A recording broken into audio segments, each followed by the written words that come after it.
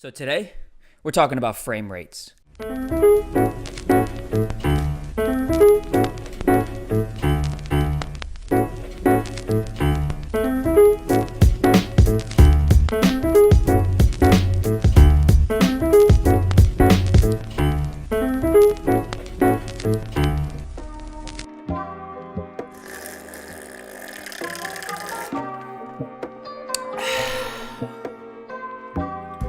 Nothing like homemade cold brew. So you guys want to learn about frame rates. What are those numbers? What does that mean? You know, you look through your camera settings, you see 24 frames per second, 30 frames per second, 60 frames per second, and even 120 frames per second. Let me preface this video by saying I am not a genius nor a master at anything I'm about to talk about. I'm strictly speaking from personal experience on how I shoot video. So, for standard cinematic quality frame rate, you're gonna wanna shoot in 24 frames per second, 24 FPS. There is a rule called the 180-degree rule. The 180-degree rule states that your shutter speed should be double your frame rate locked. If you're shooting at 24 frames per second, your shutter speed should be 48 or 50, depending on what kind of camera you use. What that's gonna do is keep the motion blur most similar to what the human eye can see. If you were to up that shutter speed, your quality gets darker, but you lose that blur. Let's say we were to go below 50. You're gonna get this choppiness.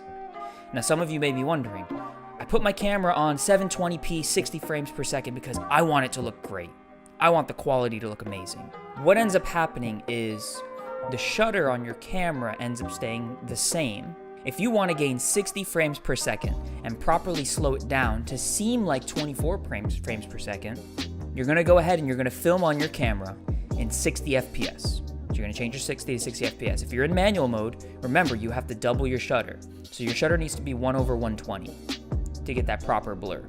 My cat just jumped on the table and made the camera shake. And he's probably going to stand in front of the lens.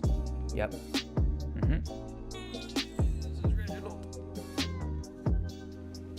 If you're shooting in 120 frames per second, your shutter should be 1/240. Now you're saying, Paul, I followed all of your tips. I'm filming in South Florida. I'm filming in Texas. I'm filming in Southern California. And this sun is just beaming down on my footage.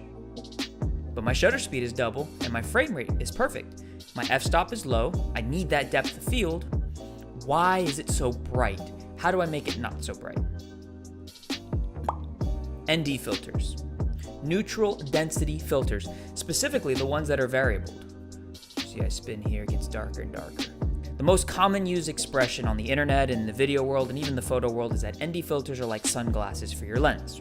ND filter goes on your lens, and if you have a variable one, you just rotate based on your conditions outside to give you that proper exposure on your lens. Obviously, there are some more expensive ones as for higher quality glass, less vignetting on the lens, etc., etc. But this is what's gonna keep your shutter speed, double your frame rate so you have that proper motion blur. Keep your f-stop low so you can get that crispy depth of field, that nice bokeh, that ooh. And not have your footage overexposed, super bright, just beaming in your face. So, I hope that helped any question that you guys have. Remember, motion blur. 180-degree rule, shutter should be double your frame rate. The next video, we're gonna show you how to properly take your slow-mo frame rate, so whether it be 30, 60, or even 120, and how to stretch that out in a 24 frame rate timeline, so you're not having that choppy slow-mo footage. A lot of people just rate stretch it all the way out, and it gets really weird. So we're gonna show you a little tip, a little trick, a little magic trick in Adobe Premiere that allows you to properly take your slow-mo and mathematically convert it down to 24 frames. I'll see you guys in the next video. Thanks again.